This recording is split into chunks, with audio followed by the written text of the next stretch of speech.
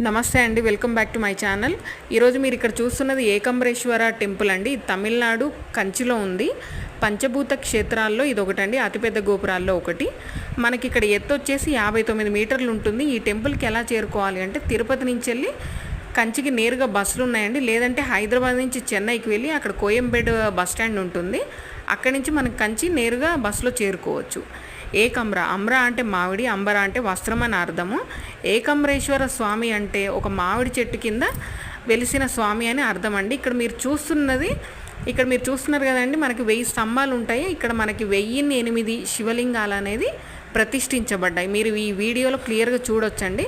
మరో విశేషం ఏంటి అంటే మామిడి చెట్టు అని చెప్పాను కదండి, ఇప్పుడు ప్రస్తుతానికి ఆ మామిడి చెట్టు లేదు. కాకపోతే ఆ కాండం అనేది ఇట్లా అద్దాల పెట్టెలో భద్రపరిచారండి. ఫుల్ లెంత్ వీడియో అనేది నేను పోస్ట్ చేస్తానండి.